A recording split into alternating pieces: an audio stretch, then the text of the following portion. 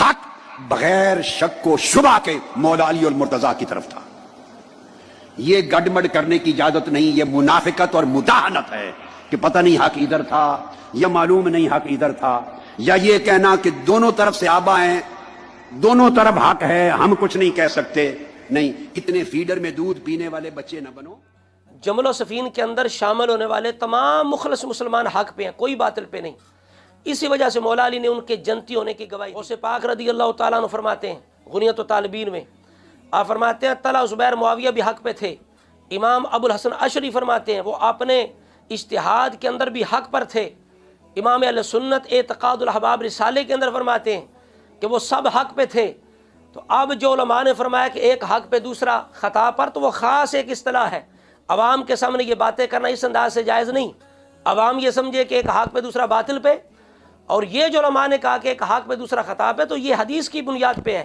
تو دوسری حدیث کیوں نظر نہیں آتی جس میں رسول اللہ نے دونوں کو حق پہ فرمایا؟ مسلم شریف کی 2459 نمبر حدیث ہے، یہ نظر کیوں نہیں آتی؟ رسول اللہ نے دونوں کو حق پہ فرمایا ہے. تو لہذا یہ کوئی گڑ مڈ والی بات نہیں ہے، کوئی بدھو بنانے والی بات نہیں ہے. عوام کے سامنے اس انداز سے بات کرنا جائز ہی نہیں. مشاجرات صحابہ کو اس انداز سے پیش کرنا جائز ہی نہیں، ان کو چھیڑنا حرام ہے. لہذا سب حق پہ، کوئی باطل پہ نہیں ہے.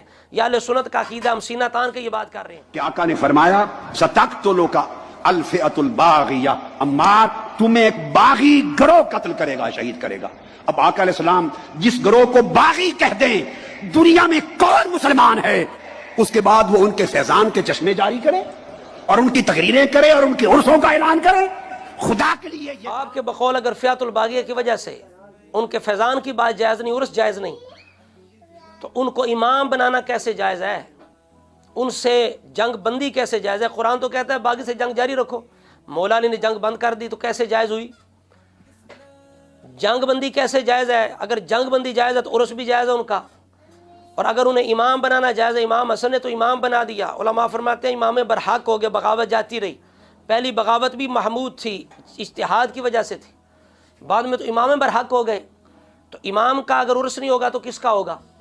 تو اگر ان سے جنگ بندی کرنا جائز ہے، امام بنانا جائز ہے، عرس بھی جائز ہے. اگر آج کل کسی نیک بندے جسے ہم نیک سمجھے، پتہ نہیں ولی ہے یا نہیں، اس کا عرس جائز ہے، تو کیا جو صحابی ہے جس کی ولایت یقینی اس کا عرس جائز نہیں؟ پھر دوسری بات یہ ہے کہ آج کل جس طرح عربی کے اندر شراب کا مفہوم وسیع ہے، دودھ، ہر پینے والی چیز کو شراب کہتے ہیں، لیکن ہماری زبان میں شرابی ایک گالی ہے، اسی طرح باغی بھی ایک گالی ہے. بار شریعت کے اندر مولانا امجد علی اعظمی صاحب فرماتے ہیں کہ آج کل باغی یہ گالی بن چکا ہے، تو کسی صحابی کو باغی کہنا یہ حرام ہے، گالی ہے، تو یہ جائز نہیں ہے. خدا کے لیے یہ کام 1300 سال میں اہل سنت کے اکابر نے نہیں کیا تھا. یہ فتنہ نہ بپا کرو. اگر 1300 سال کے اندر یہ کام نہیں ہوا تو آپ بھی بڑا کچھ کر چکے ہیں جو 1300 سال کے اندر کسی نے نہیں کیا. ہم نے کچھ عرض کی تو شکایت ہوگی. خاموشی مسلک اہل سنت بس، مگر خاموشی پھر فرما رہے ہیں جناب کہ اہل سنت کا جو موقف ہے وہ خاموشی ہے. کس بات کی خاموشی؟ کیا حضرت معاویہ رضی اللہ عنہ کے فضائل بیان کرنے میں خاموشی؟ تو یہ جھوٹ ہے، بہتان ہے. ھذا بہتان عظیم، یہ بہتان ہے. کسی کتاب کے اندر یہ نہیں ہے کہ حضرت معاویہ کے فضائل بیان نہیں کیے جائیں گے. نبی پاک علیہ السلام نے خود ان کے فضائل بیان کیے ہیں، صحابہ نے بیان کیے ہیں، محدثین نے پورے باب باندھے ہیں. انہیں خبر نہیں ہوئی؟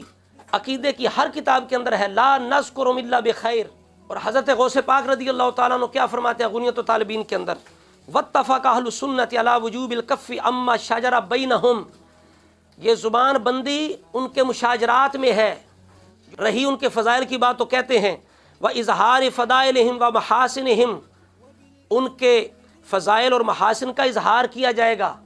محاسن ان کے فضائل کو ظاہر کریں گے، ان کی جنگوں کے بارے میں زبان بند رکھیں گے. آپ نے خود معاملہ الٹا کر دیا ہے کہ جہاں فضائل بیان کرنے تھے آپ نے وہ مشاجرات چھیڑ دی عوام کے سامنے، جس کی علماء نے اجازت نہیں دی. یہاں زبان بندی کی ضرورت تھی.